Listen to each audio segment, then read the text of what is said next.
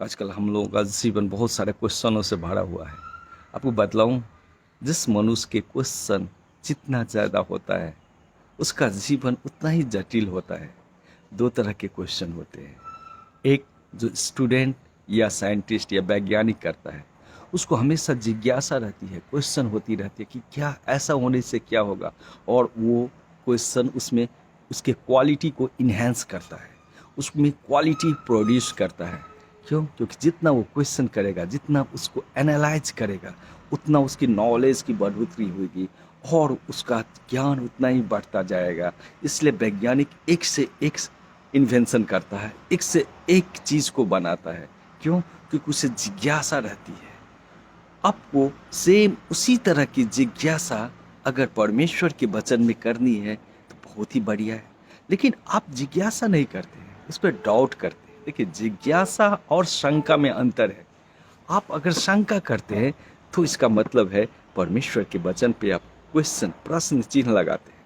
परमेश्वर ने जो वचन में बोला है तो बस उसे पूर्ण विश्वास के साथ, आस्था के साथ मान लेना है। आपको जीवन, आपका जीवन कल क्या होगा आपको नहीं पता है।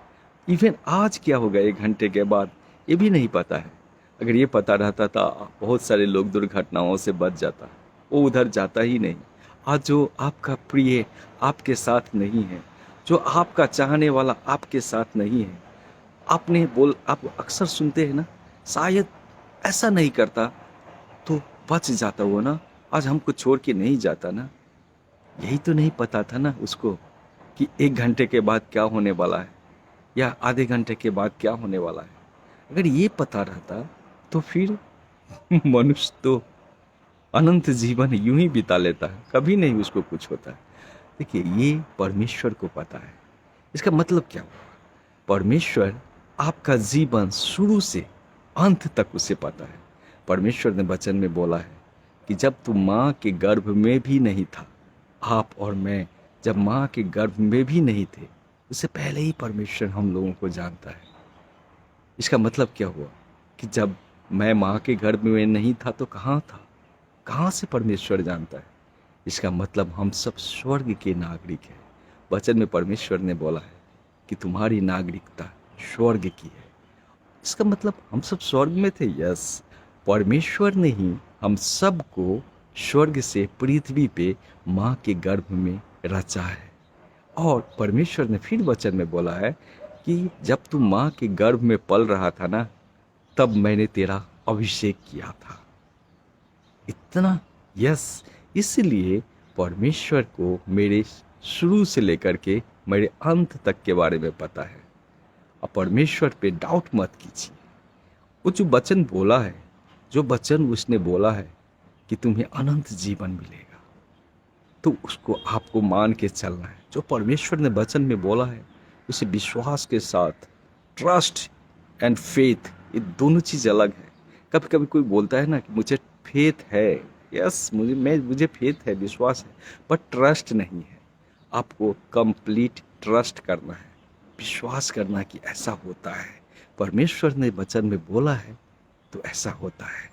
आपने कभी ऐसा किया है कि जब आप एरोप्लेन में फ्लाई करते हैं और उस समय फ्लाइट में जब आप फ्लाई करते हैं, उससे पहले कंपनी को क्या कभी आपने बोला है कि यार तू एक काम कर, मुझे एक रिटेन दे कि तुम्हारा एरोप्लेन का इंजन आकाश में फेल नहीं होगा, या इंजन कैसे चलता है, एरोप्लेन कैसे फ्लाई करती है, इंजन कैसे स्टार्ट होता है, उसका total mechanical, electrical, electronics and computer system, जितना सारे फंक्शन उससे रिलेटेड है ना, उन सब को मुझे पहले एक्सप्लेन करो, बतलाओ, तो मैं फ्लाई करूँगा।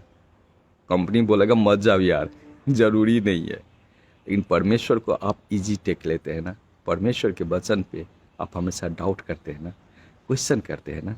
जब आप फ्लाई करने के लिए जाते हैं एक जगह से दूसरे जगह, जब आप ट्रेन में ट्रैवल करते हैं, इंजन कैसे चलता है कभी आपने पूछा है? कहीं इंजन क्या होगा, नहीं होगा, कभी क्वेश्चन नहीं करते हैं ना। आप उस पर विश्वास एंड ट्रस्ट करते हैं कि भारतीय रेलवे मुझे अपने जगह से दूसरे जगह पे लेके ही जाएगा, इतना ट्रस्ट है। परमेश्वर पे भी आप ट्रस्ट कीजिए ना। परमेश्वर का वचन भी ध्रुव सत्य है, टल नहीं सकता है। आप टल सकते हैं, आप इधर उधर हो सकते हैं। परमेश्वर का वचन सदा के लिए एक ही रहता है। आपसे पहले भी आपके पूर्वज लोगों ने भी परमेश्वर के वचन को माना, आप भी मानेंगे, और आपके आने वाला जनरेशन भी वही परमेश्वर का वचन सदा के लिए रहता है, कभी नहीं टलता है। मुश्किल कहाँ पे होता है?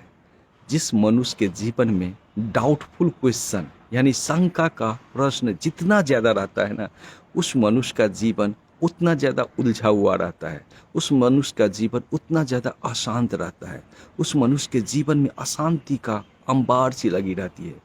वो जब भी कोई काम करता है डाउट करके करता है, असफल हो जाता है। जब भी कहीं जाता है डाउट करके करता है, और फिर उसको वैसा ही हो जाता है। परमेश्वर ने वचन में बोला है ना, जैसा तुम्हारा सोच होगा ना वैसा ही होगा। तो अगर आपने डाउटफुल सोचा, आपने हमेशा आशंका में अपना समय बिताया, गलत चीज़ सोचते रहा, काश कहीं ऐसा नहीं हो जाएगा, कहीं वैसा नहीं होगा, कभी मैं ये हो गया तो, कभी ऐसा हो गया तो। और परमेश्वर ने तो बोला है कि जैसा सोचोगे वैसा ही होता है, इसलिए आपके जीवन में वैसा ही हो जाता है। अगर आप परमेश्वर के वचन में सोच चलते और बोलते नहीं मैं इसमें सफल हो जाऊंगा, ऐसा कभी नहीं होगा, ऐसा कभी नहीं होगा। परमेश्वर मेरे साथ है। जितना पॉजिटिविटी अपने जीवन में आप लाएंगे ना, उतना पॉजिटिव आपका जीवन बनते जाएगा और उतना सुलझते हुए जाएगा, उलझेगा नहीं।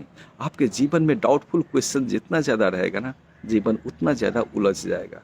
आपने अपने पड़ोसी को बहुत को देखा होगा, मैं अपने जीवन में देखा हूँ।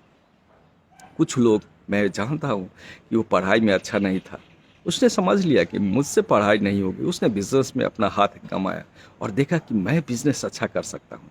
उसने परमेश्वर ने उसको जो भी रास्ता दिखाया था उस रास्ते पे चला, उसने कभी डाउट नहीं किया और बिजनेस स्टार्ट किया और अच्छा बिजनेसमैन अभी है। लेकिन मैंने ऐसे भी लोगों को देखा हूँ जो पढ़ाई में अच्छा था लेकिन उसके अंदर में हमेशा डाउट लगा रहता है, यार मैं ये एग्जाम पास कर पाऊंगा, नहीं ये अच्छा नहीं है, ये नौकरी ये अच्छा नहीं है, अरे यहाँ वो अच्छा नहीं है, ये बिजनेस था कौन बिजनेस करेगा, ये कौन करेगा। इतना ज़्यादा क्वेश्चन था और आज तक वो कभी सफल नहीं हो पाया है। आज भी वैसा ही क्वेश्चन के साथ वो भटक रहा है, कभी अपने आप को स्थापित नहीं कर पाया और ऐसे ही करते करते उसके जीवन चला जाएगा। लेकिन जिसके जीवन में एक स्टेबिलिटी रहती है, एक अस्थिरता रहती है, जो मैंने सोचा, जो परमेश्वर ने मुझे बोला है, मैं उस पर बिना डाउट किए स्टार्ट करूँ ना। आपको परमेश्वर ने अगर बोला है कि तुम पढ़ाई में अच्छे नहीं हो, देखो आप बोलेंगे परमेश्वर क्या सामने में आकर के आपको बोलेगा, सामने में खड़ा हो जाएगा, बोलेगा ए सुनो तुम अच्छे नहीं हो, ऐसा थोड़ी है। आपके अंदर जो आपकी आत्मा है ना, वही आपको बोलता है। हार्ट, ब्रेन, ये दोनों मिल करके सोल को बनाता है, आत्मा को बनाता है। आत्मा वो प्रोसेसिंग है, जिस सेंट्रल प्रोसेसिंग यूनिट आप बोलते हैं ना, सीपीयू कंप्यूटर का। आपके ब्रेन में कोई बात आती है, आपके हार्ट में आती है, हृदय में आती है, और वो दोनों प्रोसेस होकर के फाइनल डिसीजन आत्मा लेता है। और जब आत्मा आपको अंदर से बोल देता है कि यार तुम पढ़ने में अच्छा नहीं हो, तुम एक काम कर सकते हो, तुम बिजनेस बढ़िया कर सकते हो, या तुम और भी क्रिकेट बढ़िया खेल सकते हो, या तुम फुटबॉल बढ़िया खेल सकते हो, बैडमिंटन बढ़िया खेल सकते हो, ये आत्मा ही बतलाता है। इसलिए तो सचिन तेंदुलकर फेल कर जाता है, विनोद कांबली फेल करके क्रिकेट खेलता है, क्योंकि उसने अपनी आत्मा को सुना है ना कि मैं कहाँ हूँ। लोगों को दिखाने के लिए, अपने घर के लोगों को दिखाने के लिए, पड़ोसी को दिखाने के लिए उसने कभी कोशिश नहीं किया कि पड़ोसी क्या बोलेगा, नहीं, उसने अपनी आत्मा को सुना। और वही तो परमेश्वर है, आत्मा ही तो परमेश्वर है, वही तो पवित्र आत्मा है। परमेश्वर ने वचन में बोला है कि तुम्हारा शरीर पवित्र आत्मा परमेश्वर का मंदिर है। परमेश्वर ने यह भी बोला है कि वो पवित्र आत्मा तुम में वास करता है और सदा के लिए रहता है। जब आप उसकी सुनेंगे ना, तो आप जीवन में सफल हो जाएंगे। और कभी डाउट मत कीजिएगा। कभी कभी लोग पवित्र आत्मा, परमेश्वर जो आत्मा अंदर में उसको सुनता है, लेकिन फिर डाउट करना शुरू कर देता है, इसलिए वो असफल हो जाता है। और जो मनुष्य उस आत्मा को सुनता है और कभी डाउट नहीं करता है, बल्कि जो आत्मा ने बोला है उसको हमें करना है, इसलिए वो जीवन में सफल हो जाता है। तो सफलता और असफलता सारी डाउटफुल क्वेश्चन पे निर्भर करता है। क्या आप परमेश्वर के वचन पे ठीक ठाक चल रहे हैं, या परमेश्वर के वचन में आप डाउट कर रहे हैं? अगर आप परमेश्वर के वचन में डाउट कर रहे हैं तो जीवन में कभी भी सफल नहीं होंगे, भटकते ही रहेंगे। क्वेश्चन से आपका जीवन भरा हुआ रहेगा, तिल मिलाएंगे, चिड़चिड़ाहट आएगा, किसी से रिलेशन अच्छा नहीं रहेगा, सबसे झगड़ा होते रहेगा। इवन अपने फैमिली में भी किसी से रिलेशन अच्छा नहीं रहेगा। बाहर वाले की बात तो छोड़ ही दीजिए, लेकिन आप परमेश्वर के वचन पे जाएंगे तो परमेश्वर का वचन क्या है? शीतलता प्रदान करती है, वही धैर्य है, वही क्या है? आपको बतलाऊं, शांति है। आपको अगर कोई एक गिलास पानी दे दे और आप आंख से नहीं देख पा रहे हैं, लेकिन फिर भी आपने जब मुख में उस पानी को लिया तो आपको एहसास हो जाता है, वाह ये वाटर है, ये पानी है, कितना शीतल है, मेरा प्यास को बुझाता है। परमेश्वर का वचन कुछ ऐसा ही है। जब आप उसे लेंगे ना, शांति आएगा, प्यास आपका बुझेगा।